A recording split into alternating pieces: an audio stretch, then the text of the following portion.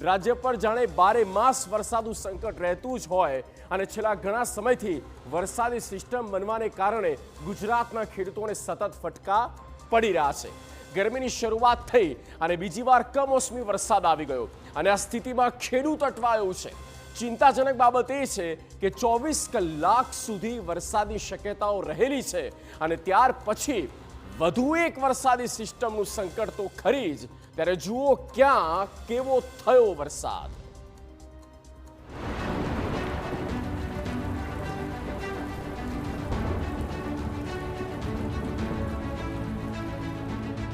આગાહી હતી કેમ કે એક સાથે 4 સિસ્ટમ ગુજરાતમાંથી મંડરાઈ હતી અને તે મુજબ આજે પણ દક્ષિણ સૌરાષ્ટ્ર સહિત કચ્છ અને ઉત્તર ગુજરાતમાં થયો નોંધપાત્ર વરસાદ।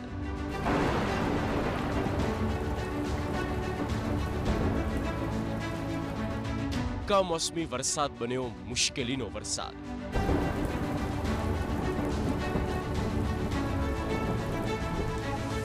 ખેડૂતો પર વરસાદ ઘાત બની વરસ્યો।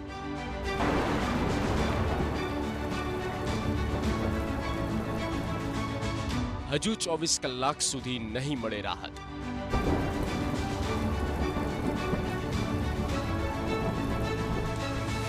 જ્યાં જ્યાં વરસાદ થયો એક એક દ્રશ્યો તમને બતાવવા જઈ રહ્યા છે। શરૂઆત કરીએ કચ્છથી। કચ્છમાં બીજા દિવસે પણ વરસાદી માહોલ। કચ્છ જિલ્લાના પૂર્વ ભાગમાં વરસાદી માહોલ જામ્યો, જ્યાં ગાંધીધામ અને અંજારમાં ભારે વરસાદ થયો। ભર ઉનાળામાં ચોમાસા જેવો માહોલ જામતા વિવિધ તાલુકાના ગ્રામ્ય વિસ્તારોમાં સતત ભારે વરસાદ આવ્યો, જ્યારે અબડાસા વિસ્તારમાં પણ માવઠાનો માર જોવા મળ્યો। સતત વરસતા વરસાદને કારણે ખેડૂતોમાં મોટા નુકસાનની ભીતિ વ્યાપી રહી છે।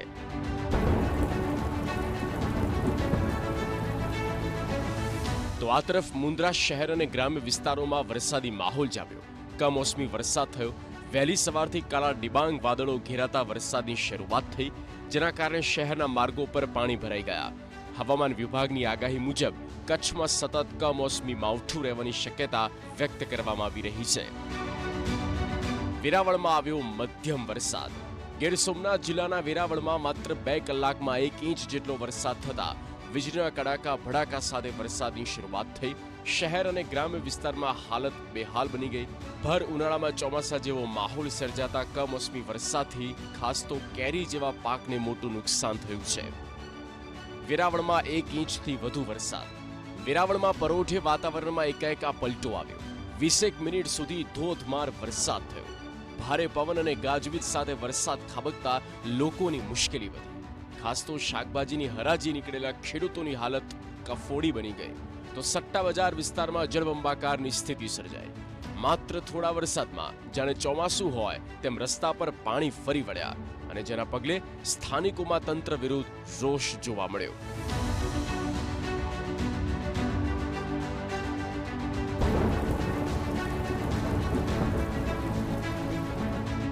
વરસાદને કારણે વધી મુશ્કેલીઓ।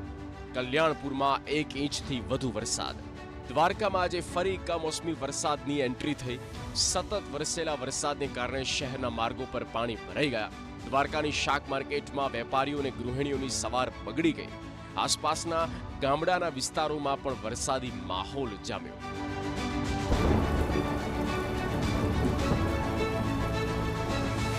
તો આ તરફ કેશોદ, વિંજલપર અને સલાયા વિસ્તારોમાં ગાજવીજ અને ભારે પવન સાથે થયો વરસાદ। અસહ્ય બફારા બાદ વરસાદ પડવાને કારણે વાતાવરણમાં ઠંડક ચોક્કસ પ્રસરી, પરંતુ આ કમોસમી વરસાદ અને જેના કારણે તૈયાર પાકને નુકસાનની ભીતિ છે। જીરું, ચણા સહિતના પાક પલળી જતા ખેડૂતોને નુકસાન થયું હોઈ શકે।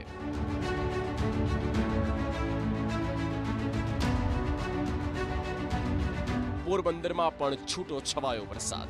પોરબંદરમાં ગાજવીજ સાથે વરસાદ થવાને કારણે ઉનાળામાં આવી પરિસ્થિતિ સર્જાતા લોકો આશ્ચર્યમાં મુકાયા। આ વરસાદી વાતાવરણને કારણે જગતનો તાત ચિંતિત છે અને માવઠાને કારણે પાક નુકસાન થવાની પણ ભીતિ વ્યક્ત કરાય।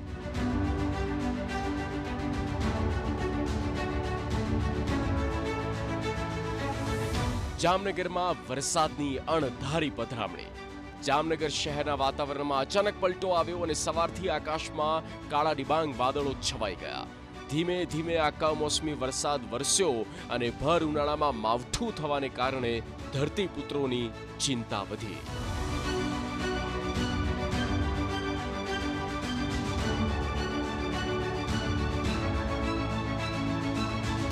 હવે તમને ઉત્તર ગુજરાત લઈ જઈએ.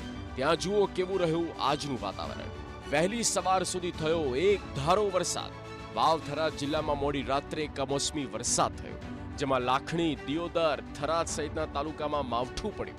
આ માવઠાને કારણે ખેડૂતોના જીવ તાળવે ચોંટ્યા અને કમોસમી વરસાદથી ખેતીમાં નુકસાન થવાનો ભય વ્યાપ્યો.